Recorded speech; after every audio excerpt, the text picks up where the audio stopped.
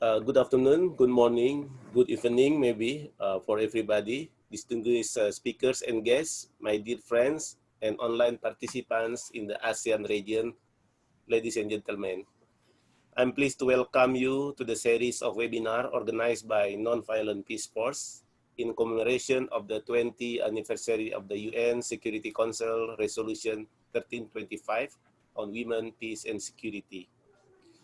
Our tremendous thanks to the mission of Canada to ASEAN for making this event possible, and to the ASEAN Institute for Peace and Reconciliation for their special participation and support. Overall, the aim of this webinar is to provide key inputs and highlight the essence of the UN Security Council Resolution 1325 within Southeast Asia and share its context in our modern times, including the COVID-19 situation. This webinar will be held weekly, every 2 until 4 o'clock in the afternoon, for the whole month of October, featuring different topics and lineup of speakers composed of women, peace and security experts, and advocates from ASEAN member states. Last week, we have a webinar focused on Women Peacebuilding Initiative in time of COVID-19 pandemic. Today, we will discuss peace and security as defined by women in Southeast Asia. Next week, October 21, we will present the global agenda on UN 1325 resolution and the relevance of unarmed civilian protection in advancing women, peace, and security in the region. Finally, October 28, we will talk about the role of women in post-conflict and in peace process in Southeast Asia. I would like also to welcome our community participation of IP women of KMMKM in Bukidnon, Mindanao, who are watching Zoom together with us. Thank you also for Bay Rachel for your support to facilitate this. I believe by participating in this webinar, you already making a difference. As Memen said, we are also going to live stream in our Facebook page, Nonviolent Peace Force, this webinar. Before I introduce our moderator, please let me invite you to watch our short movie that will show our work on civilian protection.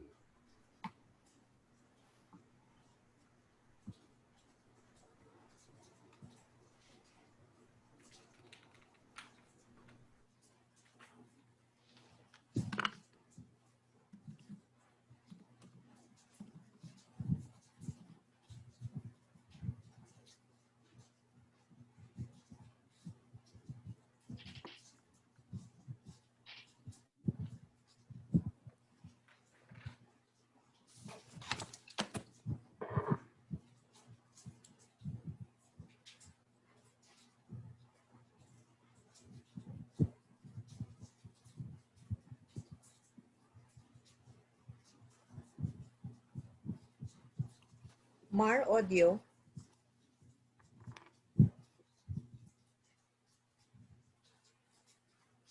We don't have audio, Mar.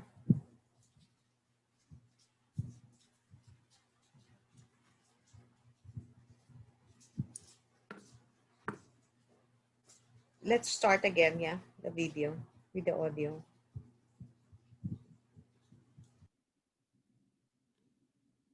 Hi, I'm Brenda.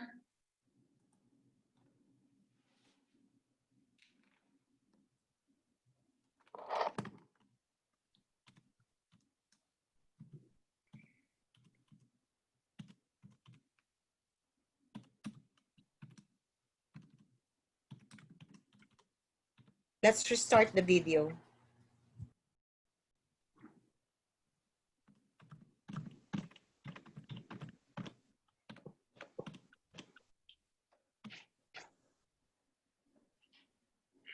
At the beginning of the 20th century, the majority of fatalities in conflict were soldiers. And well, we fast forward 100 years and the majority of fatalities are actually civilians. And so the way we approach peacekeeping and civilian protection has to shift.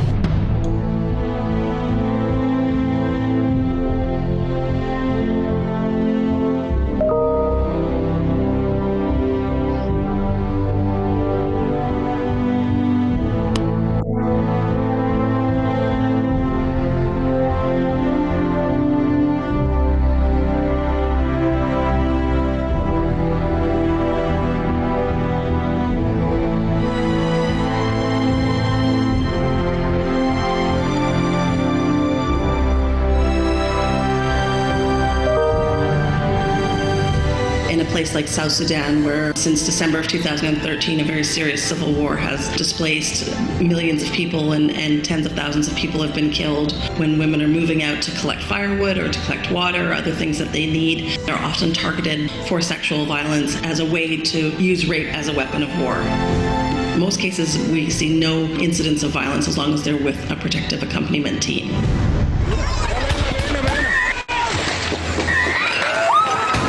It was quite a surprise. People with weapons coming in saying like, you guys go, you guys go.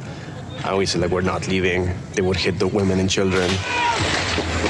If we had a gun in those instances, we were like, you know, like an armed peacekeeper, we probably would have been killed.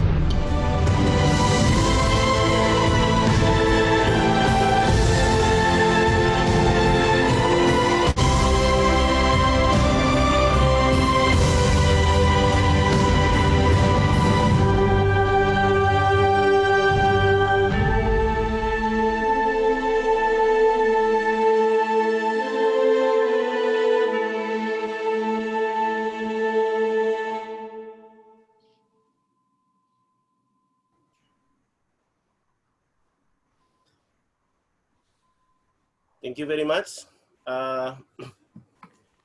Lastly, please let me introduce to our moderator, Dr. Gloria Yumamil Mercado. Let me read her short bio before I give the forum to her. Dr. Gloria Yumamil Mercado is a commissioner for National Commission for Senior Citizen. She's also Philippine representative for ASEAN Women Peace Registry, also Commodore for Philippine Navy Reserve Command, Program Committee for Executive MNSA, Philippine Center for Excellence in Defense, Development and Security, National Defense College of the Philippine Department of National Defense. She's also former chairperson for Government Implementing Panels, Philippine Government and Moro Islamic Liberation Front Peace Accord. She's also Philippine focal point for Women, Peace and Security, former Undersecretary and Executive Director for Office of the Cabinet Secretary, Office of the President of the Philippines, former Senior Vice President and Dean for Graduate School of Public and Development Management, Development Academy of the Philippines. Dr. Gloria Mercado, we would like to thank you for taking time out of your busy schedule to facilitate this webinar. I give this forum to you, ma'am. Thank you very much. Thank you. Thank you very much. Can you hear me? Yes, it's clear. Good. Wow. Okay. Good. Yeah, good audio. Good to see you, ma'am. So good afternoon from rainy Philippines. But this could never dampen our spirit for meaningful participation of women advocates for inclusion and for jointly celebrating 20 years of the UN Security Council Resolution 1325. As we all know, in 2000, the UN Security Council resolved to focus the spotlight on armed conflict through a gender lens. This means how women disproportionately pay a higher price in the conflicts raging within and outside the borders of their country, and how women can help build enduring peace in their communities. UN Security Council 1325, complemented by the UN Security Council Resolution 1820 of 2008, highlights the protection of women's rights in conflict and post-conflict situation. In our home front, we heed the call and started the process in 2007. We launched and officially adopted NAP-WPS in 2010. And when I was the national focal for WPS in 2019, we were working on the third generation NAP-WPS, factoring in the various assessment of civil society organization and building on the gains of the past with some reframing to embed the language of human rights, specifically gender equality, as provided for in the Convention of the Elimination of All Forms of Discrimination Against Women. This 4-week webinar series with the theme, The Essence of Women, Peace and Security for ASEAN, is a month-long conversation of women across the globe spearheaded by the Nonviolent Peace Force in partnership with the ASEAN Institute for Peace and Reconciliation, the home of the ASEAN Women Peace Registry, and is also supported by Canada Fund for Local Initiatives. Today is the second of the 4 series, with the theme Peace and Security as Defined by Women in the Region. So our program flow would be, after this introduction, each of the three speakers will deliver their 10 minutes presentation, and immediately after, our 2 reactors will deliver their 10 minutes thoughts on the 3 presentation. And then we will open the conversation to our question and answer. You may tap, raise hands, or put the questions you may put in the chat room. Then we will cap today's session with a closing statement from Ms. Vicky Singh Min of Canada Fund for Local Initiatives.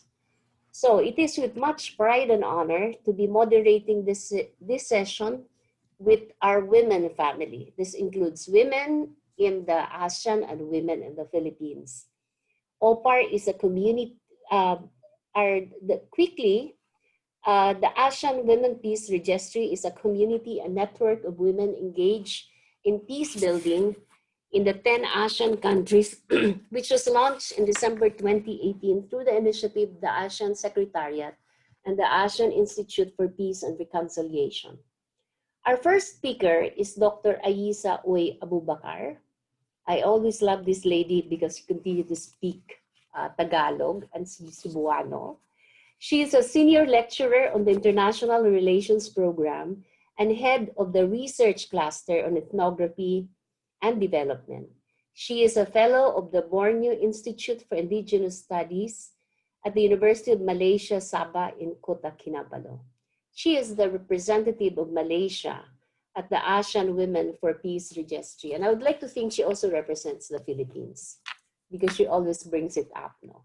The second speaker is Dr. Shedia Marhaban, who studied political science and was a fellow at Harvard. She was a support team member of the Free Achi movement, peace negotiating team in Helsinki in 2005 that ended the 30 years conflict. She was exiled in the United States and returned to Aceh after the peace agreement in 2007. Upon her return, Dr. Shedia engaged in peaceful dialogues throughout Southeast Asia, Colombia, Nepal, Afghanistan, and recently in Cameroon. Dr. Marhaban's expertise includes political transition of resistance liberation movement, ceasefire, disarmament, and reintegration of female former combatants. Currently, Dr. Marhaban works as a consultant for UNDP, ASEAN Virgo Foundation, and Mediators Beyond Borders. No offense meant for the other speakers, but this is more my words of endearment to a big sister who's been away for quite a time. So saving the best for last. Ma'am Irene Santiago is the former member of the Philippine Government Peace Implementing Panel that implemented the peace agreement with the Moro Islamic Liberation Front. I actually picked up where she left. She was also the founder and chief executive officer of the foremost civil society organization on women and peace called the Mindanao Commission on Women.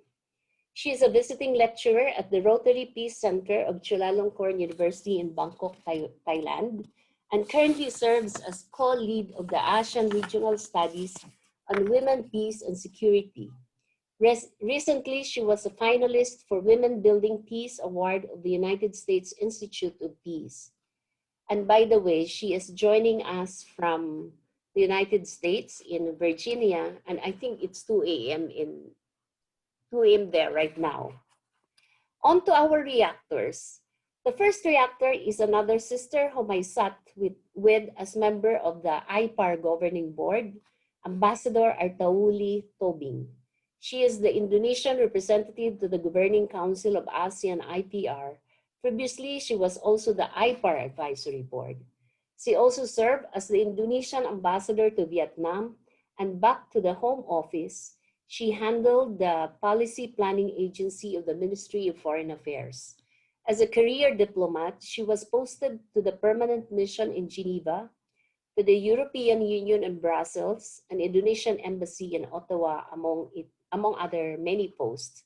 Now a retired diplomat, Amba Arta, who was a Fulbright and Hayes Scholar for her master's degree in American Studies at Georgetown University in Washington, also served as the Executive Secretary of the Presidential Advisory Council on Foreign Affairs and the Dr. in Hazan Wirahuda.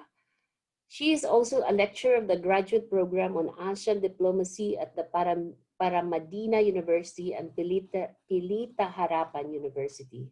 She also served as the Eminent Persons Group representing Indonesia to the Indian Ocean Dialogue in 2015. Our secondary actor is Dr. Tamara Nair, who is a research fellow at the Center for Non-Traditional Security Studies at the S. Rajaratnam School of International Studies, or RSIS, Nanyang Technological University. Her education included NUS for bachelor's degree in political science and geography, master's in environmental management, PhD in PhD in development studies. She is a coordinator of the Center Publication and Research Integrity Office for RSIS. Dr. Nair also heads the Research Integrity and Data Management Unit in RSIS. Her researches include issues of power and the biopolitics of labor and technology and the Women, Peace, Security agenda in the region. She authored the 2018 Human Rights and Peace Education Report for Singapore. She is also the representative for Nanyang Technological University for the ASEAN University Network on Human Rights and Peace Education. Ms. Vicky Singmin of Canada Fund for Local Initiative will deliver the concluding statement of our sharing session. She is the head of cooperation and counselor at the Mission of Canada to ASEAN, and she has been with the Government of Canada for 10 years, working in democratic governance and humanitarian assistance. Before joining the ASEAN mission, she was Deputy Director of Food Assistance, Nutrition and Gender Equality in Global Affairs, Canada International Humanitarian Assistance Bureau. As head of cooperation, Vicky is focused on advancing issues such as migrant labor rights, regional disaster management, gender equality, education, and small and medium enterprise. So those will be our women on the spotlight. So Dr. Aisa, we can now start with the first presentation. Hello, everyone. I'd like to thank, first of all, Non-Violence Peace Force for inviting me as a resource speaker for our forum today. And I was tasked, I'm tasked to talk about gendered perspective on security. Actually, the organizer sent a very clear question that I ought to answer, and that was really mainly about what are rather the differences between male and female perspectives on security. So instead, I would like to frame that question in this manner, where instead I would rather look at the issue on how does it make a difference when we put gender in looking at the security dimensions. Okay. To begin, okay, we are all aware about the types of security paradigms that we have, mainly traditional security and non-traditional security. which we all experience. And this is the context that we all work in as peace builders, as mediators, and participants in the whole maintenance of peace and security in the region in Southeast Asia. I really cannot identify much of the difference between male and female perspective, mainly because of the belief that when we talk about traditional security, it is something that we all agree upon, that everybody's security is really hinged on traditional security, because this is the mechanism that we have for all of our states. You know, this is part of the international system that we have. And the same manner with non-traditional security, it also cuts across all gender, the kind of experiences that we go through when it comes to trafficking of persons, climate change, irregular migration, or border security, and the recent experience that we have on a health pandemic such as COVID. Okay, but instead, looking at the many cases that we have and experience that we have, not only in Southeast Asian region, but also in other places, you know, in Africa, in Americas. We all know that when there is a gendered perspective of the security dimensions, there are a lot of things that we are learning from. Okay, so I just like to identify what are the things that we learn when we do this type of mechanism, you know, in looking at our social issues. First is we realize that having a gendered perspective will bring about a diversity of the understanding of the impact of security operations on communities.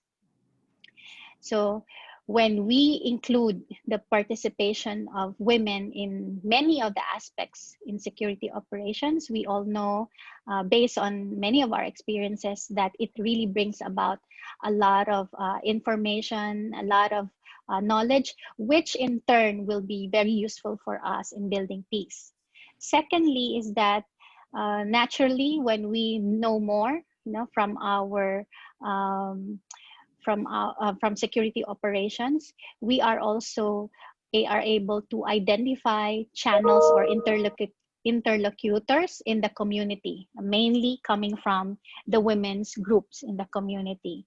So when we are able to engage the women's sector, then we, in a way, we are also able to tap the vast pool of potential mediators from the community itself. Okay, whether this is from the community or even at the middle and the higher levels of the stakeholder triangle. Okay. Lastly, of course, when we have a more gendered perspective or gendered security operation, it also helps the government and everybody else, you know, to accept security enforcement in any country. So it increases the acceptance of security operations.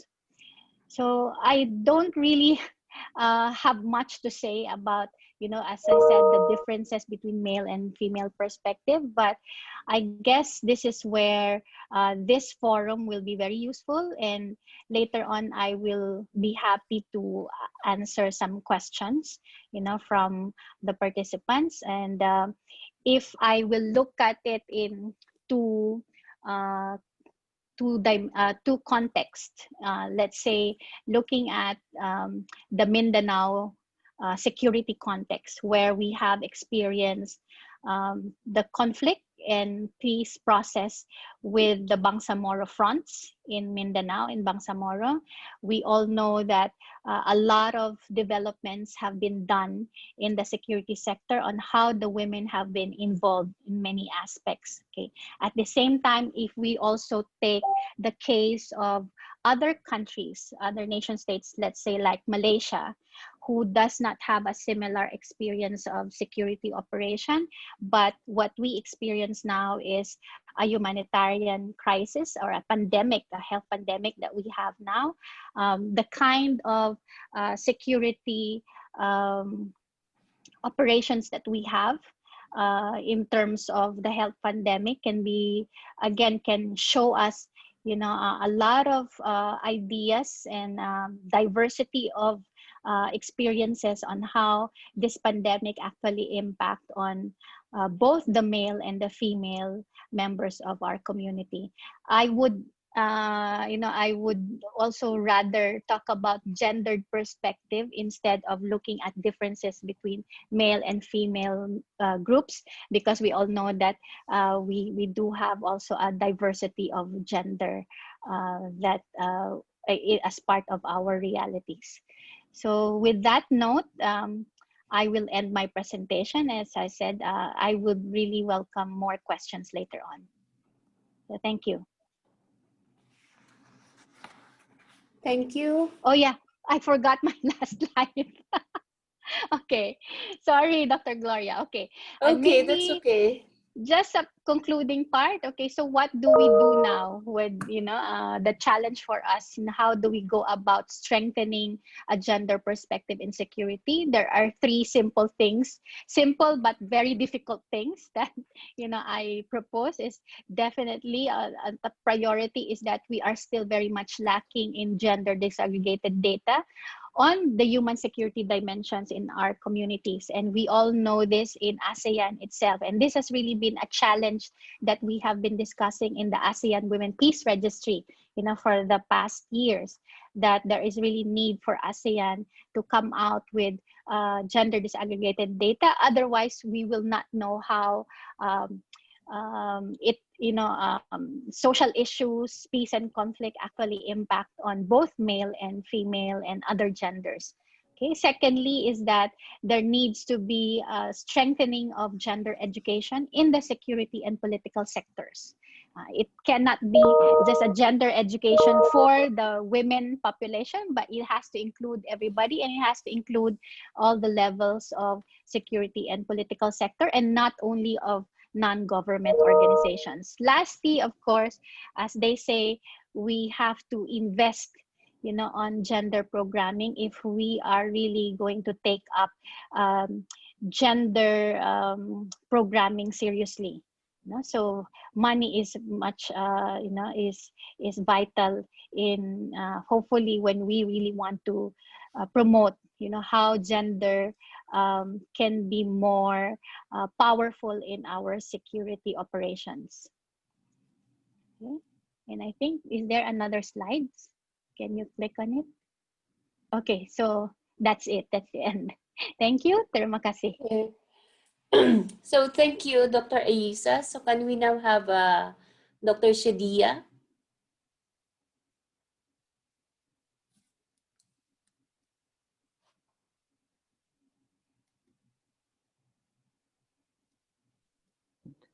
Yes. Good afternoon. Assalamu alaikum, and peace be upon you all. And thank you very much for inviting me here. First of all, thanks to NP Philippines, to Sir Delcy Roni for inviting me here, and also old friends like Memen and fellow panelist Irene, hello, and also Aisha, and all friends that are joining this today discussion. My topic was given like advanced inclusion and meaningful women participation in peace processes. I was introduced as Dr. Shadia. I'm not yet doctor, but Okay. but I'm doctor maybe in other things. But thank you. So yeah, this is a very interesting topic, though my topic not necessarily always attached to gender or, you know, women inclusion, but I found this as a topic that is so close to my heart as well, and I'm willing to share some of my thoughts in these issues. And can we get to the next slide, please? Yes. Since I was given this topic on the challenges in Southeast Asia, in the Southeast Asian context, I would say that these are the four things that I thought kind of glued to us, which we need to find a way to kind of improve the current situation. The first is the inclusion of the exclusive. Why did I say that? Because there is the women from the privileged positions in government or the elite NGOs in the negotiation or the decision-making forums. I take an example of Myanmar, for example. I take another examples on Thailand. There's a lot of the same NGOs that are engaging in activities, and sometimes they're hindered opportunities for other women, grassroots community level, to engage, not necessarily in peace negotiation, but in decision-making positions. I also see there's some sort of class bias, the representation gap between women from the urban NGO and rural grassroots organization. These create disparity between those at the center of the peace process with these at the margin. These are just my humble observation. Of course, this room is full of experts, and I'm looking forward to discuss further about this. The other things that I notice is the femininized sectors. When involved, women are likely to be delegated in domesticated sectors such as education and health, existing gender role stereotypes, domestic roles. These are mostly put in this context. Even donors also tend to look at it this way. And this hasn't changed, I think, for the last 10 years after the Women, Peace and Security arrangements. Also, overexposure program that has been targeting the relatively similar actors over the course of time, creating concentration of access and resources, while at the same loose focus on the core issues of the peace and security. This we can discuss more about this. Next, please, because I only have 10 minutes. Can we move to the next slide, please? Yeah.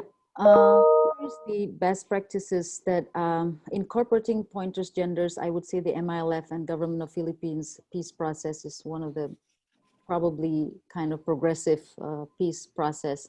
Colombia is another one. We've been celebrating a lot about women being in negotiation, women being in mediators, but we haven't yet applaud enough for women as implementers. I think this is the time to think also that women who implement peace process, who are really working on the ground, in the city, in the village, in the camps, those are the women that are actually guarding the peace. And the best practices that I see that working in the Philippines for some years, I noticed that there are a gradual process, the gradual process of changing of the mindset, the attitude, and also the behavior of conflict parties or stakeholders in understanding women, peace, and security. And this, I'm not saying this is easy, but this is an ongoing process, and we've seen how the peace agreement between the MILF and government is coming fall into place. And the country-wise, I also think that how countries, the background of each countries have a tendencies to have different results in understanding women, peace, and security. If we look at governments such as Myanmar that have a long military, not dictatorship, but long military government, the understanding is also different than those who are in Indonesia, for example, democracy of oligarchs, and the Philippines, the transitional dictatorships to people power, So I'm actually studying this, how the background of each country, how women move forward democratically actually change also in the thinking of others and understanding of women, peace, and security in a broader context. And I think ASEAN, also Southeast Asia, can really look into these points and how can we engage more women in the future. Next slide, please. Yeah, and this one is participation. When we talk about inclusivity or participation, I'm talking about ownership, the ownership, because we've been talking about inclusivity, we've been talking about inclusion, but do we really own the process? This is another thing. When we talk about inclusive, we talk about social justice, we talk about intersectional, diverse, ethnicity, race, religion, caste, class. We talk about reclaiming space and central team, bridging center and the margins. This is what we meant by inclusive. Of course, there's balance of representation, recognition, and redistribution. And when we talk about meaningful, there should be a supportive system, whether it is autonomy, whether it is belong to us, you know, because sometimes inclusivity is different each context, and how people understand inclusivity also is different. And I think this is my thoughts about participation. Also representation and recognition, women are being recognized, and the redistribution, obviously, about economic sector, strengthening the economic sector of family and children and so on. Next, please. Yeah, this is what I meant by ownership. It's a collective ownership. The representation, it's that women need to be encouraged to enter the public space, not as an object, but as an active proponent. And this is what we need to push by enabling them to critically analyze the problem in the society, providing some solution to resolve. And the representation theme should be like what I spoke earlier about decision-making and so on. The second is recognition, a sustainable initiative to empower women through systematic trainings, not overtrain, systematic trainings regarding political knowledge, public speaking, negotiation, advocacy, and also identification and analysis of problems, because many of us, we tend to talk only about the problem, but we often did not analyze it. So sometimes it's a good reflection also in the collective ownership. The third is the redistribution. Women will gain opportunities that community support, economic sources, nurture, protection, and of course, youth and children is part of the important engagement if we are talking about collective ownership. I think this next one will be my last. Yeah. The increasing women participation in central team to peace process, I must say that women should not just be talking about gender issues, because then women tend to be sidelined. Oh, then they will invite more women to talk about women. So my thinking is that we should involve more women in security sector reform, DDR, ceasefire, international mechanism, international humanitarian law, constitutional drafting, you know, such topics that are a little bit not so much sound like a women, you know, thing, but I think it's good to be in there, you know, because then women can bring a different dynamics. I was in a ceasefire meeting yesterday, and it was all men, you know, so it was just sad to see that not many, I think, that get this into this interest. So we need to be out there and to also coach and guide, you know, more women to be interested in securities issues, in particular on DDR, if we're talking about post-conflict, also implementation on peace negotiation, the perspective, the knowledge, and the experience. I guess that's all for me, and I'm looking forward for question and answer, and thank you very much for listening. Assalamualaikum. Okay, so I'd like to take on just to once again show the slide where Mamindai has a picture. So can we have it now, Mimian? So, and I will just read on side of it that Mamindai was the former Philippine government peace implementing panel that implemented the peace agreement with the Moro Islamic Liberation Front. and that she was the founder and chief executive officer of the foremost civil society organization on women and peace called Mindanao Commission on Women. She is a visiting lecturer at the Rotary Peace Center of Chulalongkorn University in Bangkok, Thailand, and currently serves as the co-lead of the ASEAN Regional Studies on Women, Peace, and Security. She was also a finalist for Women Building Peace Award at the United States Institute of Peace. And as I mentioned earlier, she is joining us from United States, where it is at, I think, around 2 o'clock in the morning. So Ma'am Inday. Yes, good morning, everybody. Sorry for this voice. It's 2 o'clock after all. Well, thank you very much to the Nonviolent Peace Force for this webinar. And thank you to Gloria, Aisha, and Sadia. I am going to try and build on what Aisha and Sadia already spoke about. And I think this rounds out up very well what the focus is actually of 1325. Resolution 1325 tells us when it focuses on participation, prevention, promotion of a gender analytical framework and the use of the framework of gender in relief and recovery, it tells us that these are the main roles that we should be looking at. And I like to make things very simple so that it is easy then to take action.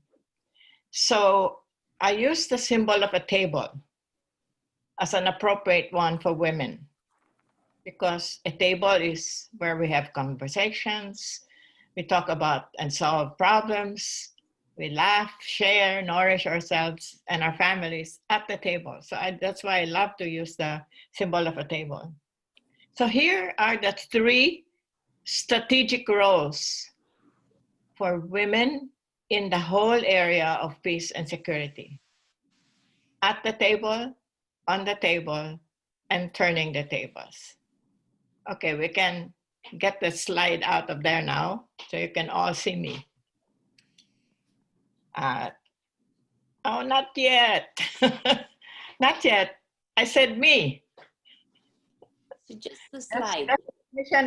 Does the technician see me or hear me? Okay, get the okay. Okay, there you are. Okay. Okay, so I said, looking at Resolution 1325, I see 3 strategic roles for women in the whole area of women, peace, and security, because I'm asked to talk about strengthening the role of women in peace and security. So I see 3 roles. Okay, at the table, on the table, and turning the tables. So at the table is about participation. Okay, so participation, being there at the table. And at the table is about, on the table is about our perspectives and issues being on the agenda. So that's actually what Aisha was saying. At the table was what Sadia was talking about. But there's another thing. And the other thing is we have to turn the tables, because it is about addressing the roots of unpeace embedded in the social, economic, and political structures or relationships of our societies. Okay, now if these are the 3 strategic roles for women in peace and security, what are the barriers? What are the obstacles? Why is it that we haven't really, we're just starting to scratch the surface? Okay, 20 years after Resolution 1325 was passed by the Security Council. So I see three barriers again. These are the barriers to effectiveness. So as we discuss what our actions should be, here are the three strategic actions that we need to make. Okay, the three barriers are, and here you can show the slide, please. Slide. Okay, so that's the next one, please. Okay, the three strategic actions are conceptual, technical, and political. Okay, let's start with the conceptual. Conceptual is the concepts or the script that we are given. Because as society, sometimes they call this the norms, they call this culture, they call this all kinds of things. But it's just to make it, to understand it very simply, it's only the script we are given. So the scripts like security are men's issues, okay? Violence against women is a women's issue instead of, it's a men's issue, which it is, isn't it? Or power behind the throne instead of beside the throne or on the throne, if thrones are needed at all. Okay. Another script is formal negotiations are about ending war. So only war actors get to sit at the table. Another script is the public space is not women's space. Although our most recent experience has upended that when women-led governments in New Zealand, Norway, Germany, Taiwan, Finland, etc., displayed what has been called a masterclass in crisis leadership during the COVID-19 induced pandemic. Yes, concepts confine and restrict us in ways that are quite fatal, not only to women, but entire societies. So it is, the thing about concepts is that, or the scripts, is that we women also internalize it. And so we always like to say, yeah, I'm the power behind the throne, instead of really insisting on being beside there. We are not behind, we are beside. So these are the things that we have to work on. And it's hard because we think it's a natural way of things. Okay. Then the second barrier is the technical barrier. And this is the easy one. Of all the three, this is the easiest one. And that's why in the past decade, 2 decades, since 1325 was passed, we've had a proliferation of capacity building. I call this capacity building galore, okay? Because it's the easy part. It's that all the trainings and workshops and dialogue, etc., mainly on mediation and negotiation skills. But we need more training on what? On the substantive topics of negotiations, just what Shadia was talking about. Demobilization, disarmament, transitional justice, ceasefires, all of these things that normally women are not trained on. So women will have to become experts on the topics on the table in all its dimensions, including gender, but not only gender. So I remember the exact moment when I became a valuable member of the negotiating panel in the days when we were negotiating with the Moro Islamic Liberation Front. It was when the panel chairman realized that I knew more than he thought I knew about ceasefires and how to make them work. So then I became valuable. So this is a kind of realization I have that, we can't be there sitting as the gender expert, because everybody has to see everything through a gender lens. So not just one person sitting there and taking care of gender, but we're there with all the other things that are on the table. Now, but as formidable as the conceptual barrier is the political barrier is even more so, because we are talking here about influence and being taken seriously. That's what Chad was talking. Chad was talking, calling it ownership. But I'm saying here, we have to not only be heard, but to be taken seriously. Now, strategically and practically, what needs to be done? First, we create a movement from our various campaigns and issues.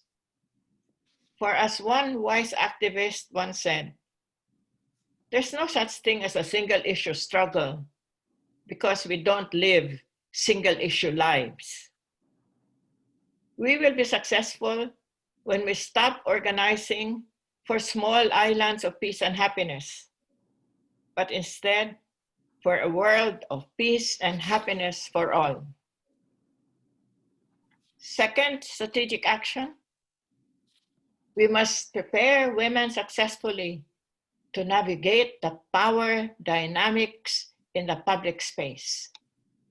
Not in the private space, in the public space, because that's what it takes to be able to be influential, to successfully navigate the power dynamics. Training and mentoring must be conducted on a wider scale on effective communication, negotiations, successful organizing, mobilizing and networking, bringing in psychology, anthropology, economics, technology, etc. And third, we must create big spaces for young women in our movement. Just as women are not a sector, and I keep telling people, and even women, stop calling ourselves a sector. We are not. We are half the population. Okay? So the youth are also not a sector because they are also half, if not more than half, of the population. Youth are in all sectors. Women are in all sectors. So that's one of the scripts that we also have to delete from our hard drive.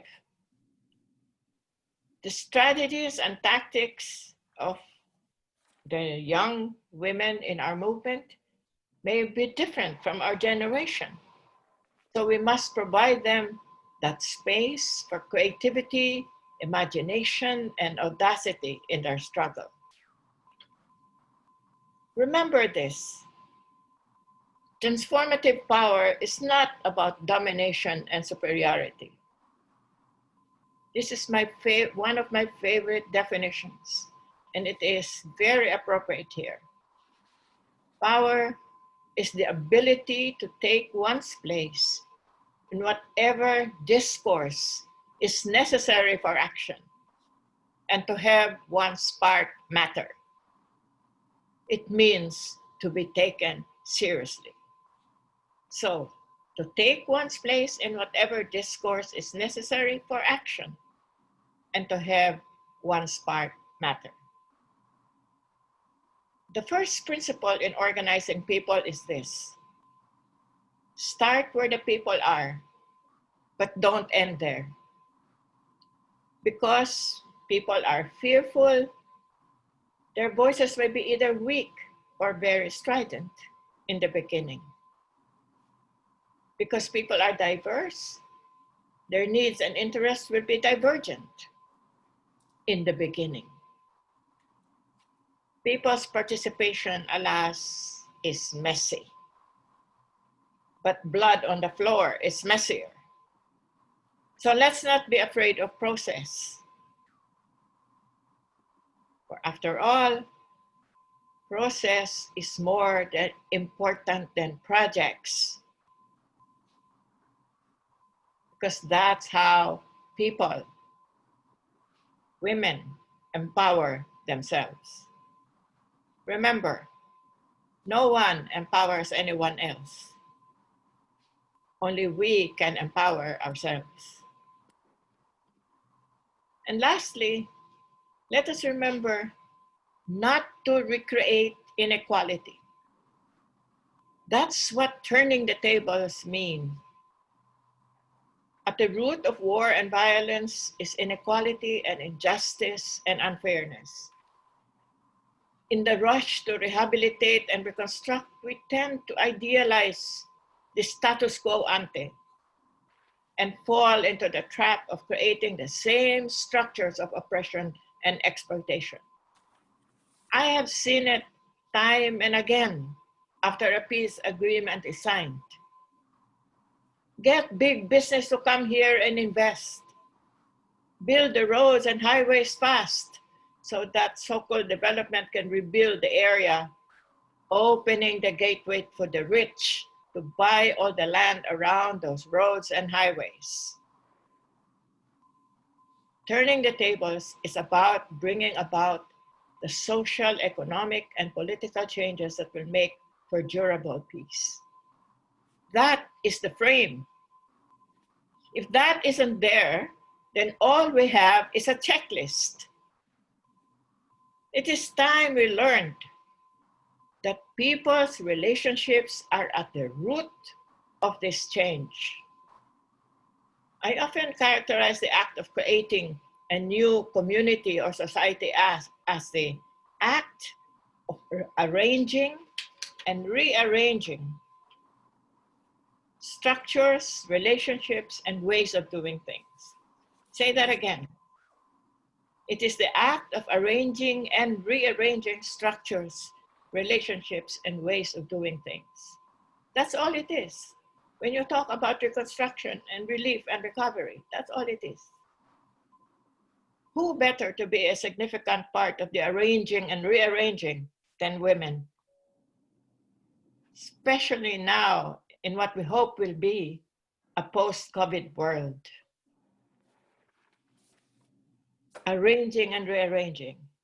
We do it every single day, at home, at work, in the community, in the country, and in the world.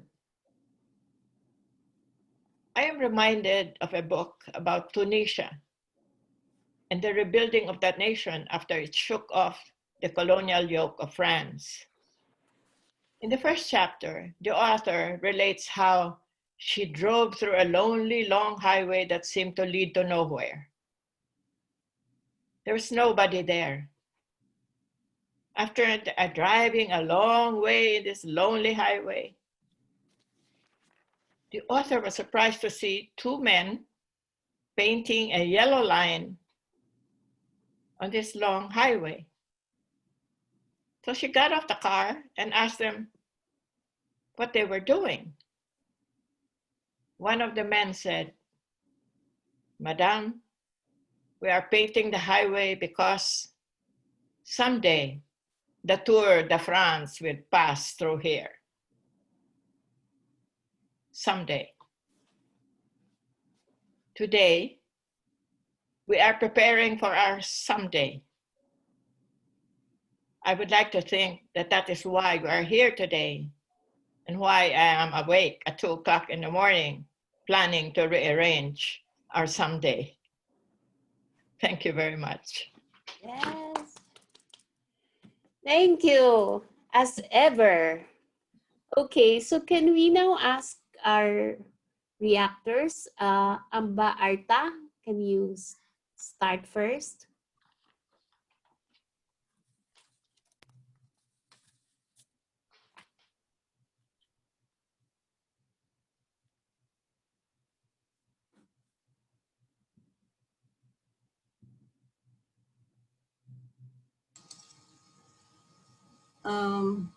Thank you, moderator, Dr. Gloria. Can you hear me? Is that okay? Yes. Okay. A very good afternoon to all of you and a good morning to Ms. Santiago.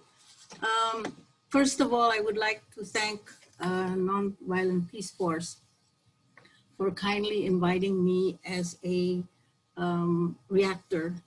I'm really privileged to be in this webinar with such prominent speakers and practitioners in the area of peace and conflict resolution and peace building.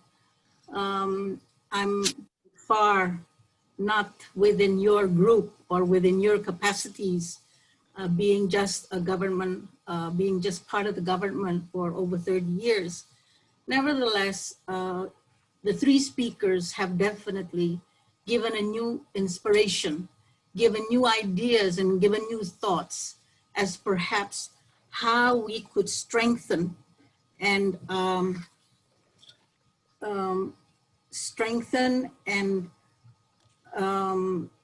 you know, how we could possibly move forward in terms of enhancing and strengthening the roles of women in WPS.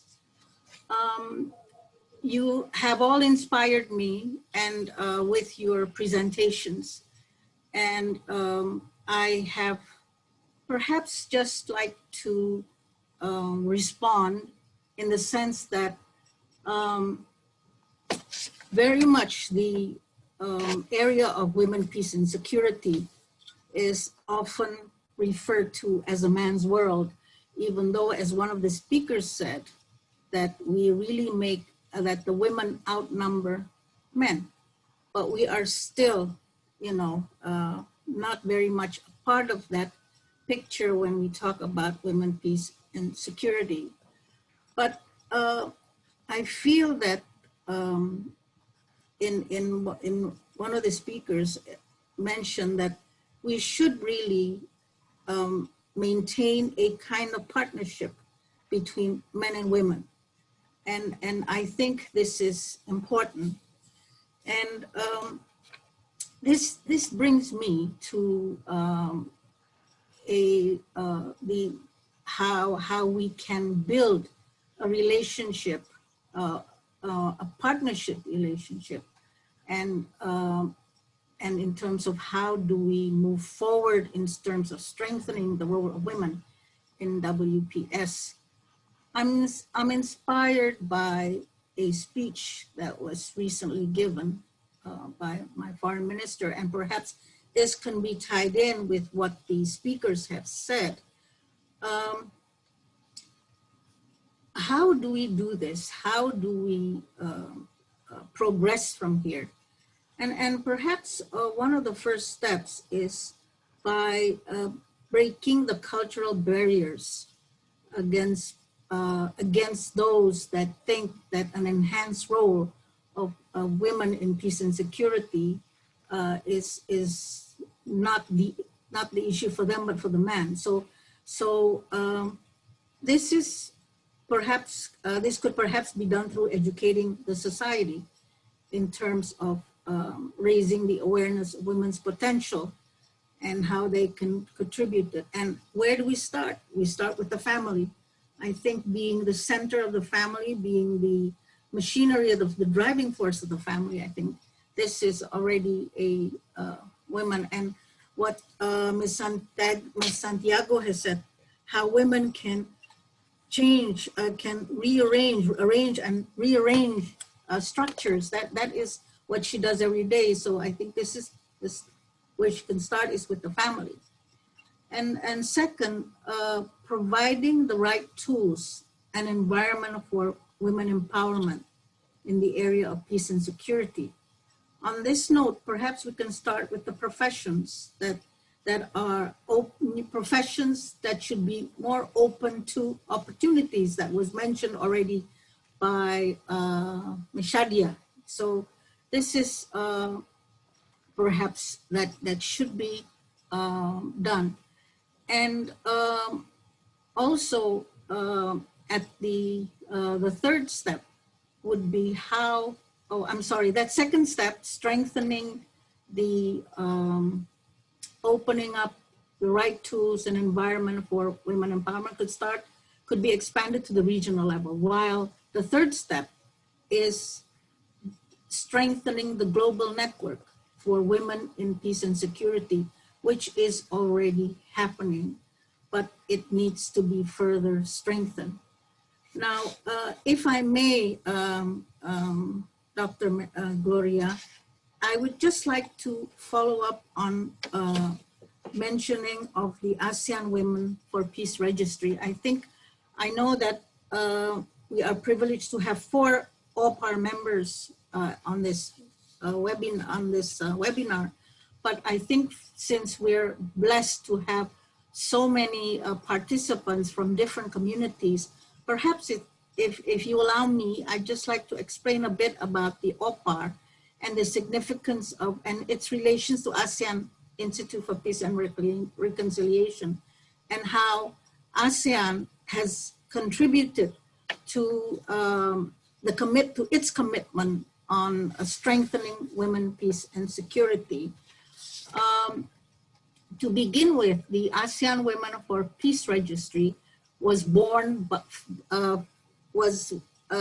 from the ASEAN Institute for Peace and Reconciliation, which was launched in 2011 by the ASEAN leaders. Now, the OPAR is really was created by ASEAN IPR based on the ASEAN leaders' Declaration on Women, Peace, and Security that was expressed in 2017 31st ASEAN Summit. So the OPAR is a directory that forms part of the resources of ASEAN. Its members are government officials, practitioners, negotiators, mediators. Now, OPAR also has in mind to do capacity building efforts, and it is also thinking of promoting culture of peace and ensure the inclusion of women in WPS policies and programs, capacity building to enhance the capacity of women as peace builders. You know, I was just thinking aloud, perhaps we can tie this in strengthening OPAR's further steps, because OPAR is a fairly new entity, and therefore I think hopefully it could help strengthen the role of women in women, peace, and security. And if I may just end briefly, I would just like to quote what the Pope Francis has said 2 years ago in his Pontifical Council, in which he refers to the importance of women because of her natural ability to build relationships and fraternity, making their involvement necessary in all areas of society, and her ability to listen, to welcome, and to generously open herself to others. So with that, that is exactly what the three speakers have done.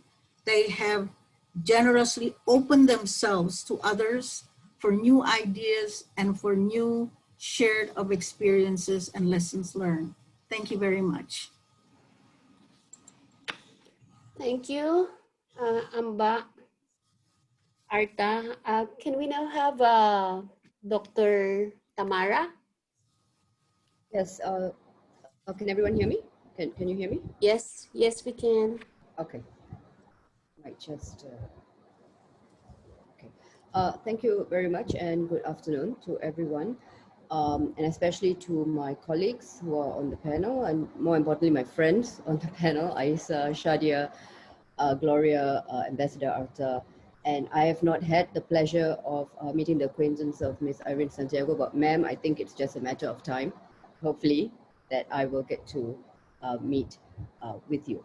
So today, just very quickly, I agree with what Ambassador Arta has been saying, especially in terms of the role of AWPR that she mentioned, or the creation of AWPR, because I think one of the greatest achievements in women's inclusion in the pursuit of peace and stability in this region is actually with the creation of the ASEAN Women for Peace Registry, because it opens up so much of opportunities for us to examine women's role at many different levels and in many different sectors, not necessarily just isolated to the security sectors. So very quickly, I know I only have 10 minutes, but I am so grateful that I am part of this panel and this discussion, because my colleagues have given me so much of information from their studies and from their experiences. So I'm just going to start with, I'm going to try and pull everything together. I hope I'm successful. But just let me quickly start with Aisa's presentation from the gendered perspective of security. It is difficult to actually sort of look at a male, female, or a man and woman perspective of security, and if you want to study it in that manner. But I feel that it is possible if you want to include women explicitly in how you look at security, or how women look at security rather, but that will depend very greatly on how you describe your security threat. So basically, what I'm saying is, you might actually, if you want to do it in that manner, you might actually need to reconceptualize your understanding of conflict and peace, because now we are looking for different people, because insecurity happens in different ways and to different people, and it then can be imagined in traditional accounts of what it means to be secure. So we want to go beyond soldiers and victims, or victims and saviors in that sense. So we want to look for other forms of insecurity. And when you open up the definition from a militarized definition, you can see the role of others becoming more central to establishing and maintaining peace and stability. So that's number one. And number two, I think if we want to look at two different perspectives of security, a gendered perspective of security, we must go beyond the recognition of anyone who is not within the security definition is a victim. So we need to go beyond just looking at women in that sense as merely victims. Yes, of course they are victims, but so are men, and so are children. But if you only look at them as victims, it's going to be very difficult for you to include them in your discussions on peace and peace building. And another very important thing that I think we need to do, and here I quote Cynthia Enlow, is not to use the statement women and children almost as if it's one word, because children are not adults who may or may not have the agency, and women should not be infantilized to a point where they are not capable of providing or being resourceful individuals. Absolutely agree on Aisha's point on that there is a great need for gender disaggregated data, especially so, like she mentioned, in the security and political sectors. And of course, once again, 100% agree with her on funding for the types of projects that would help greater inclusion of women in when you talk about looking at a gendered perspective of security, or when you're just looking at issues of security and peace. Moving on to the second presenter, Shadia. Once again, absolutely, you've just got it spot on when you talk about the inclusion of the exclusive. So just to add on to that, it's not just about women in privileged, which you have done. It's not only about women in privileged positions, but also in feminized sectors, I would say, whether it's health, food security, or education. You will be very hard pressed to find women in areas that deal with economic policy, or or in traditional security, like even when it comes to humanitarian assistance and disaster response, which is huge in this area because we see almost every natural disaster. We don't see much women there, and yet women disproportionately tend to be affected so much more in such cases of natural hazards. And also, once again, Shadia, agree with your take on concentrating access and resources, and also how that means nothing if, even if you have a lot of access and resources, it means nothing if there is no agency and decision-making power tagged to that. And also, like you've mentioned, the background of each country's, um, uh, when we want to look at the positive or active involvement of women, you need to examine the historical background as well as the current situation, political situation of what is happening, which then brings me, and I think if anything, the COVID-19 situation has revealed that very clearly to us, because a lot of people talk about how female-led nations have actually done better in sort of structuring their response. But I don't think it's so much of whether the leader is male or female, but it's rather the situation, the political system or the thinking or the systems that are in place. So you will find that countries that have been open-minded, that are more open to listening to diverse ideas and diverse views, will be the ones who will actually elect female leaders in the first place. And at the same time, when it comes to a pandemic, you will find that these are the types of societies and nations that actually are able to handle the challenges better because they listen to diverse views and focus on things like science, and don't just look at them separately, but rather science, society, economy, and put that all together. And well, 9 out of 10 times, those are also the countries that have that are open-minded enough in that sense to look at electing female leaders or having women in leadership positions. I'm sorry, how am I going on time? Just a bit, Yeah, a bit more to go. that's okay. Yeah, so of course, when you come to ownership, absolutely, they need to have a vested interest in knowing that what I say will be taken up. So that ties to the issue of agency and power. And yes, inclusivity is not equals to ownership. Just because I'm included doesn't mean what I say will matter. And I absolutely love the statement that you made, not as an object, but as an active proponent. Unfortunately, a lot of it has been women at the table, which comes to Ma'am Irene's analogy of the table, which I love.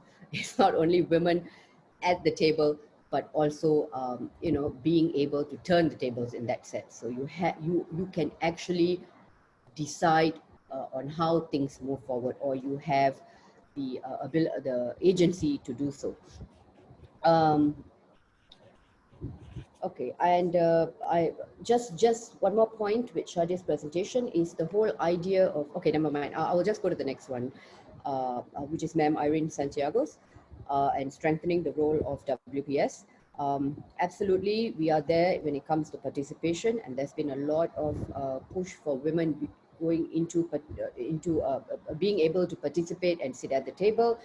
But not so much about perspectives and issues being on the agenda, as in not being able to define the agenda, and very little of turning the table, which in fact, if you think about it, is engaging in the transformative appeal of the Women, Peace and Security agenda. The agenda itself is not just about protection, but unfortunately, a lot of the things that are being done is about protecting women. But women can also be looking at things to prevent things in the first place. If you look at the 4 pillars, to participate wholly and actively, and of course to be actively involved in relief and recovery. And when you talk about the conceptual understanding, it's really very heteronormative understanding of which brings me back to the whole militarized understanding and only the inclusion of security actors. Of course, if you're going to look at that, it's not going to go deep enough to see the changes that we want to see. And when you talked about the technical and capacity building, once again, you brought up a very good point. Where do we need this training? We have tons of training, in so many different areas when it comes to this. But is it targeted? Is it strategic? And are we really making a difference? And finally, with the political, the biggest question here is there a political will to change? So once again, I go back to my the reconceptualization. So when you see security, or when you are willing to look at security and define it broadly, you will then see the importance of women's inclusion. And I think the COVID-19 situation, if anything, has shown that, has shown how important it is to have a more inclusive process, but not just by including people, but actually, you know, like going back to Shadia, what Shadia says about ownership, how I have a vested interest in actually making a change, and I should feel that, and I should also feel that what I input should actually count for something. So to just conclude, pulling all those presentations together, my first point would be the redefinition and reconceptualization of security, or what it means to be secure. And then we can see the importance of women, ownership of the process. And like Shaja said, it's not the same as being included. And finally, from Ma'am Irene's presentation, is actually about the transformative appeal of the agenda. We really need to use the agenda to actually turn things. So don't just build better. And I know people love throwing around this term build better. It's actually about building different. For that, you need innovation. And innovation comes from diversity. So unless you have diverse voices at the table, and I'm not just talking about women from a privileged class, like Shadia mentioned, it's also about women across the board, different sectors, different levels, right from the grassroots all the way up to holders of power. My fourth point would be absolutely gender disaggregated data is so is so important, as Aisha has mentioned. We don't know what to do if we don't know what needs to be done. So that's why we need that kind of information. And finally, to end off with Ms. Santiago's words, is that we are not a sector. And we should never, as she says, call ourselves a sector. We in fact form not just 50%, we form more than 50% of the population. But you know, and if you want to go by any other very simple reason, that should be enough to show that how we need to be included and our needs need to be taken into consideration, and for leaders to be serious about that. And with that, I'm sorry I've taken up too much time. I will end my whatever I've done here. I don't know, reaction, I suppose. Okay, thank you. Thank you, Dr. Nair. So can we now ask for questions? There are no questions in the chat room, so I would presume that there is one from Neri, Ronatai. Oh Yeah, yeah, it's in the I chat. see it. Yeah. Okay. So it's the question is, how are the ASEAN Women Peace Security Movement addressing these critiques? And the critiques are madami. There are two critiques emerging about the women peace and security agenda. From its gain of protecting women in conflict and making women participate in peace and security platforms, it seems that UN Security Council resolution has contributed in making war safer for making war safer for women, rather than dismantling the system, processes, and values that perpetuate war. Then the second is that the WPS discourse is still rooted in the binary of women, men. It tends to exclude women who don't fall into the binary, such as transgender women. How are the ASEAN Women Peace Security Movement addressing these critiques? Any of the speakers may answer may respond to this. Ma'am Irene? Ma'am Ayesha is raising her hand. Okay. I don't see kasi Mama. Sorry. Okay. Yes. Thank you, Mary, for asking the question. I will answer it wearing my AWPR hat. Given that we have had a meeting early June this year, and we actually came up with a message from the ASEAN Women Peace Registry. So from that message, which you can find in the AIPR website, you can tell that we have yet to start a WPS agenda, ourselves at the AWPR. So these are things that we have not yet even, gone first base yet. So definitely, you know, as the members of all the AWPR, some of us are here. We are very much committed to, you know, to push for a WPS agenda for the region and for all the countries in ASEAN. Yeah, I hope that answers your question for the meantime. All right. Mama Rin is currently doing an evaluation of WPS in the region. So maybe she would have something to say. Mama Rin? I'm sorry, I can't really say very much now because it's still in the process of being finalized. And you know, since it is not my my own study, that has to go through, you know, some processes of decision making before I can really tell you what is inside that that study. So I think it will come out very soon, and so just wait for that. But I'd like to answer, you know, give a little bit of answer of one and number two. Two, because that's the short answer, is that we're just now really just conceptualizing the whole issue of getting out of this binary mode of saying it's women and men. So it's this reconceptualization is necessary because there is certainly that reality that we have not factored into the writing of the resolution 1325, which was done in the year 2000. So this one is an important point, that number two. Number one is precisely what I say. I was pointing out about turning the tables. If you're not going to do that, you're going to have war again.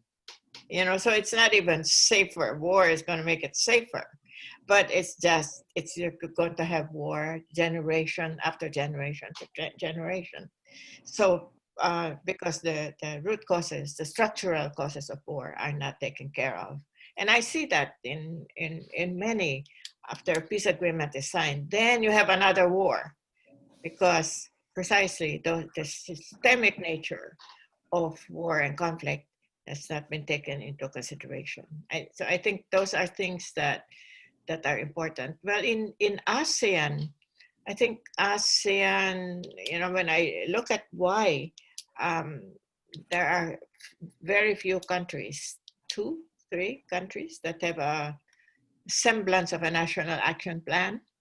After 20 years, we have to ask ourselves, why is that? So that's why Tamara's intervention about reconceptualizing security might be necessary for ASEAN to do, because just looking at it as merely war and violence, you know, the opposite of war and violence, is not going to make ASEAN do what it needs to do. Thank you, Mama Irene. Would there be a Mom, I want to answer, yes. This is Namen, yeah. I'd like to make a comment on the first critique that was raised by Neri. Yeah, Neri. Yes. Thank you for those questions, yeah. Because I think UNSCR 1325 addresses also the security from the non-traditional, no? Like, it's not just about stopping the war. For women, when you speak of security, it also speaks about the roots of the war, addressing the roots of the conflict, addressing the roots of the insecurities. So it's not just dismantling, no? For me, that's how I see that. That's how comprehensive 1325 is, because it addresses also the issue of security, not from the strict sense of security, state security, but also in the way security is framed and from the perspective of women. So that's just my comment. And thank you, Neri. Thank you, Ma'am Glo. Yeah, thank you, Ma'am Glo. Thank you. Yeah, I agree. Shadia, would you have something to say? It's you're mute. Can you unmute? Okay. Yeah. Okay. Yeah, I think from the context of ASEAN, I can only talk on the peace process context, that it should be I agree with Tamara in terms of redefining again or reformat the way we think.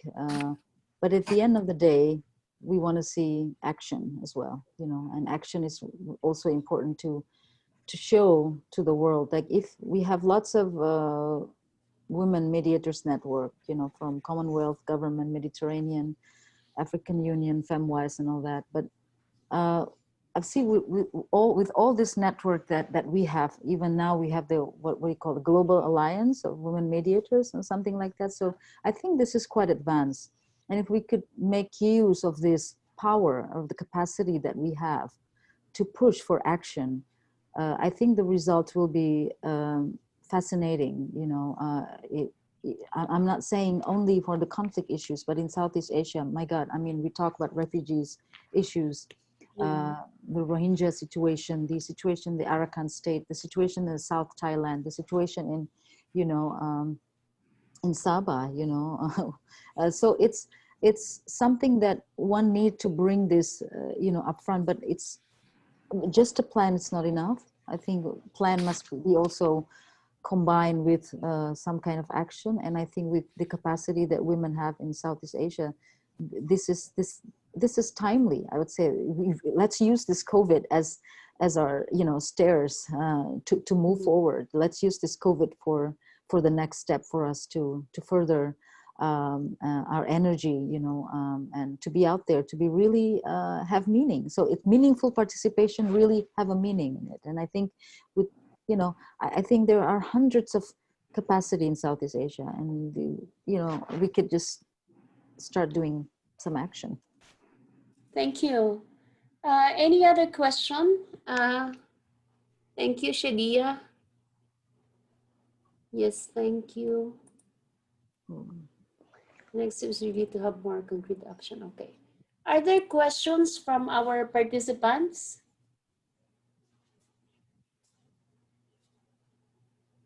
I'm checking the chat room and I'm also looking at the participants. Do we have questions?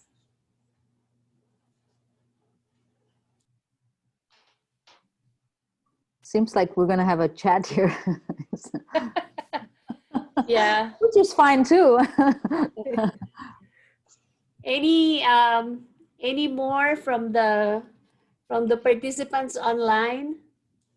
What about our ladies in the community who are gathered in one place now? Are there questions from your end? I see them, the ones in Bukidnon, I think. They're in one room watching us from one screen. So any question? Can I say something? Just okay. Yes, ma'am. Although I think that strengthening the registry is very important, getting more women involved, having the women's networks.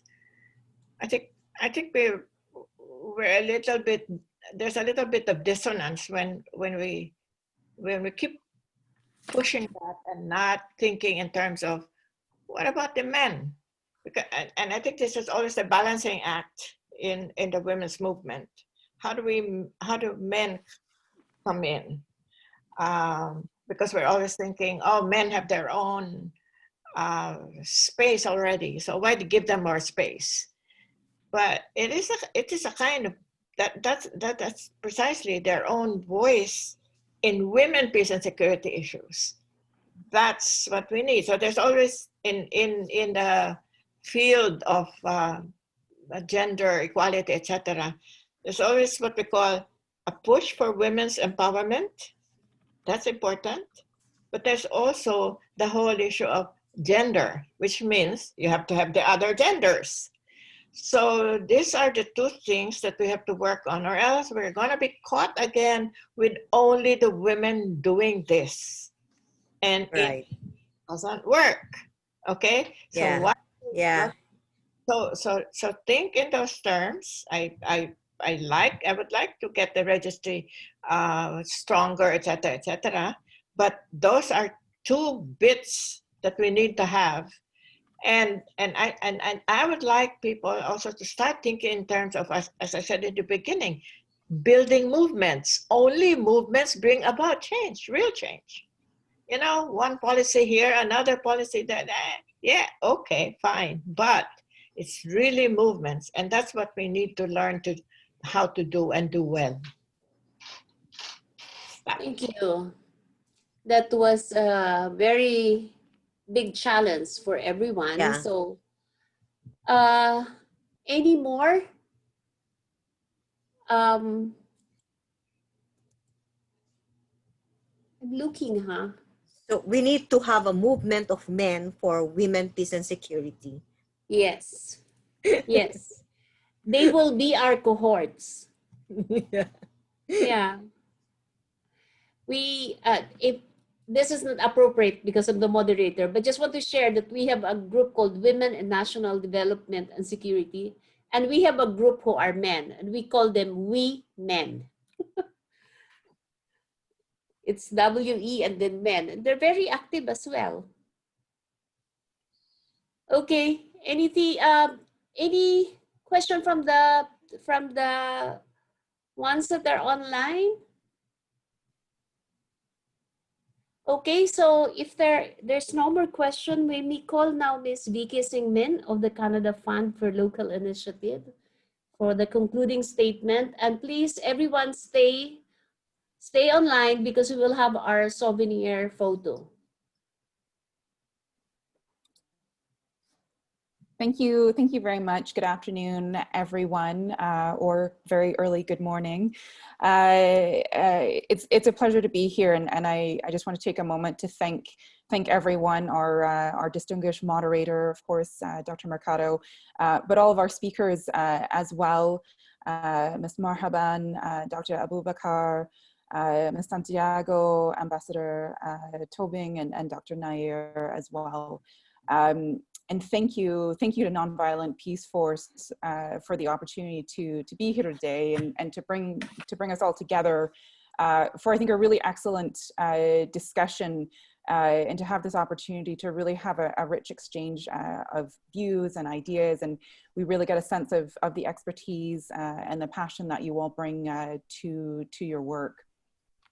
The Canada Fund for Local Initiatives is one of Canada's flagship initiatives in Southeast Asia, designed to support high-impact projects, just like this, implemented by local partners that align with Canada's thematic priority areas for engagement. And we're very pleased to be collaborating this year with Nonviolent Peace Force on advancing the Women, Peace and Security agenda. And particularly this year, like many of you have mentioned, which marks the 20th anniversary of the UN Security Council Resolution 1325. And of course, back in 2000, we were very proud that Canada was able to have co-sponsored this resolution as a non-permanent member of the Security Council. And its focus, the WPS agenda continues to shape Canada's international engagement. It's at the heart of our feminist foreign policy and our feminist international assistance policy. And as a country that embraces feminism, we often hear, why is there this focus on women? And it's many of the things that you have talked about today, because women and girls around the world are continuing to face discrimination based on their gender. Displaced women, refugees are particularly vulnerable, and we see that women and girls are vulnerable to conflict-related sexual violence as well. And we know that women and girls are affected differently from men and boys by conflict. These vulnerabilities can be exacerbated, but as many of you have pointed out as well, women and girls are essential to preserving their communities. Someone was talking about them not just being victims, and that's exactly it. Women's economic and social responsibilities can increase in times of crisis, whether it's a war type situation or and pandemic that we're all experiencing. Women can act as agents of change of peace, leading movements that eventually bring the warring parties to the negotiation table. And we know that women's active participation in conflict prevention, resolution, post-conflict state building presents unique and pivotal opportunities to create gender transformative solutions and ultimately more inclusive, gender equal, and peaceful societies. And we've seen, research has shown that the security of women is a vital factor in the security of the state and the instance of conflict and war. But despite this, and the fact that women are deeply affected by conflict, they're frequently excluded from the conflict resolution process. And we know that this gap needs to be addressed. We know that more inclusive, gender equal, and peaceful societies are in fact possible, but only when you have that participation of women across the whole range of conflict prevention, conflict resolution, and peace building. And you know, with the efforts and there was mention of this just at the end of the discussion, efforts like establishing national action plans on women, peace, and security are one of those critical steps that can be taken to advance this agenda. And I think there's about 79 countries that have a plan right now, Canada included, and we launched our first one back in 2010. With civil society, and every year since then we've been tabling our annual progress reports in Parliament to be as transparent as possible. And then we launched our latest action plan in November 2017 to cover the next period. And again, we consulted civil society organizations, and I just wanted to stress this because it's a really important element to make sure that such a plan actually resonates and is practical. And it's, you know, it's part of the reason that we felt so strongly about supporting our partner, Nonviolent Peace Force, today. We know that civil society bring that experience and that expertise to the table. We know the situation on the ground, all of the issues and the actors. And for us, it makes for, I think, more better developed thinking on our part, and leads to a stronger plan to implement.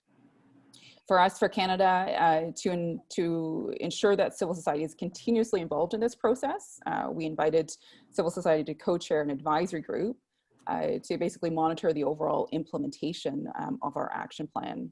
And our action plan focuses on strengthening efforts to increase the participation of women and girls in all peace and security efforts, protecting the human rights of women and girls, ensuring women and girls have equal access to humanitarian and development assistance. And as part of the plan, gender perspectives will continue to be integrated into Canada's contribution to peace operations, peace building, development and humanitarian assistance, and prevention and resolution of conflicts.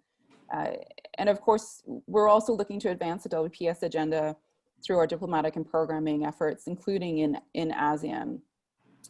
We're a committed partner in this region, and we believe that we can promote and realize the greater participation of women in peace and security related decision making, including through a number of actions. And this was highlighted. There was the ASEAN Ministerial Dialogue on strengthening women's roles for sustainable peace and security took place just last month. And so there's a few action items which stood out that I'll just mention, and I think some of you have talked about them today as well.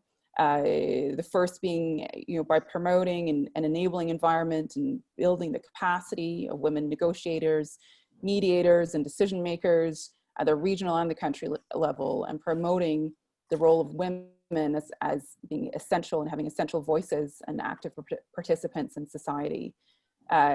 Secondly, by enhancing the role of women in political leadership in their respective communities and countries across all decision-making contexts to steer efforts towards sustainable peace, stability, and security. Thirdly, by supporting ASEAN in developing regional guidelines and tools for women's empowerment in the area of peace and security. And then by also building the capacity of the ASEAN Women Peace Registry through capacity building efforts, technical assistance, within ASEAN and with ASEAN's external partners. At this same meeting, ASEAN reiterated the need to intensify cooperation with its external partners, with the UN, with other regional international organizations, to jointly advance the WPS agenda. And Canada is very much on board with that, and we're ready to answer that call. We've seen the positive change in this area. You see women taking up more space in positions dominated by men, and we really need this positive momentum to continue. And I think, you know, the agenda calls for the meaningful participation of women across their range of conflict prevention, mediation, and resolution areas. And I'm really pleased to see that there was some good discussion around that and what that actually looks like. We do have a tendency to talk about this. We always say meaningful participation is important, but we don't necessarily explain what that actually looks like and what needs to change. And I do also appreciate the one of the later comments about the inclusion of men as well in this agenda, so that this is not just an issue that ends up being led entirely by women, but it's in an inclusive approach. The agenda also calls for the promotion and the protection of women and girls' human rights, the protection of sexual and gender-based violence, and for a gender-responsive approach to peace and security. And then finally, in our view, taking a feminist approach to peace and security, it's not about politically correct talk or virtue signaling. It's really about a smart and practical solution to hard security issues, recognizes the value of including women and girls in conflict prevention and resolution. It recognizes the direct benefits for women, including those who are survivors of abuse, and recognize the opportunity for women and girls to contribute to the stability and the security of the communities that they live in. And I want to take a moment to thank all of you. There's a huge, it's obvious, there's a huge amount of knowledge and years that have been spent by the women in this room. Maybe there's a few men in the room as well. Hopefully there are some, who've really dedicated a lot of their time and their energy in taking this issue forward. And I think no matter what your role is in, whether it's in your family unit or in your broader community, or at the national or regional level, I think we should all take a moment to be grateful. We really wouldn't be here where we are today without this agenda, but also the people like yourselves to guide us to where we are.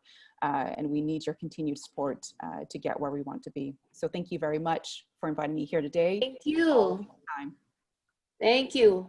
So time check, it's 3:50. So we're very much on time. So thank you.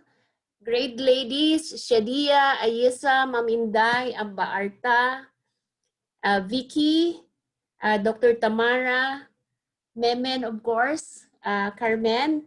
That was the past 2 hours was very insightful conversation. I'm always awed by the richness of ideas and the inclusiveness of program amongst women and peace builder in the region. It's very consoling to hear you all out as we continue to work together amidst this COVID pandemic, which we all agree we should use as an opportunity to do more. Thank you to the Nonviolent Peace Force and CFLI for undertaking this very timely conversation, especially during these uncertain times. Please join the 2 more upcoming webinars, the Global Agenda of UN Security Council 1325 and its relevance of unarmed civilian protection in advancing WPS in the region, and the finale webinar, which is the role of women in post-conflict and peace processes in Southeast Asia. On that note, maraming salamat. Thank you, and let us keep our peace in our hearts and spread it in everyone else's lives. Stay safe. There's still a big world to build, so we have to be in this together. Can we now ask all the women to please open your video so we can take a picture? We also have men in the room, in this Zoom. The men and the women, and the men who supports women and who promotes women's rights. So thank you. Thank you. Men and Thank women you, alike. everyone. Okay, so who's taking the picture, Memen? Yeah, from our main office in Cotabato. Okay. He's giving the cue. Just So give us open the your cue. video and then stand by for a couple of seconds, okay? You tell us, no? You tell us, Mar. Yeah, so we When- have 3 sets of You photos smile because first. there are a lot of participants as well. So this is the first one. So ready, 1, 2, and okay. So prepare for the The next. second one. So we have the Next. group there, oh. Yeah. Wow. So good. We have a group of women and girls. Next The young, one. the young I women. think not all the have youth. shared their videos. May we request everyone to share their video. Yeah. Yeah. Especially on this this. Thank you. Okay, standby lang po.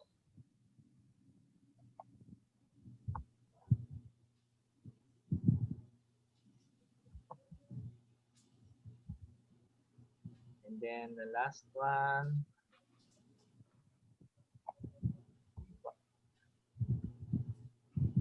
I think we're good.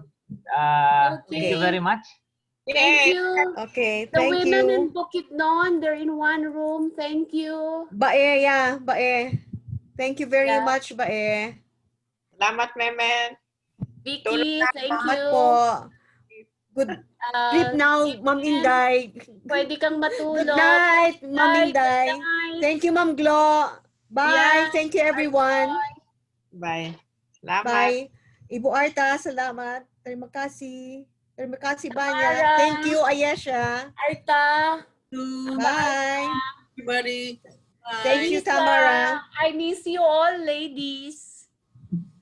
Let's do Thank a you. session very soon. All right. Thank you. Sige, Thank you, Ma'am Glo. Bye, Ma'am Glo. Bye, Ayesha. Okay. Bye, Right. po. Talk to you again. Bye-bye. See you next week. Yes. Send us the link, ha? I'd like to share. Yeah, I it will. some, I will send. Okay.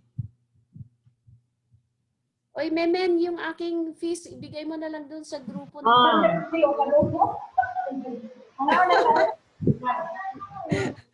I'll email to you, ma'am. Bigay mo na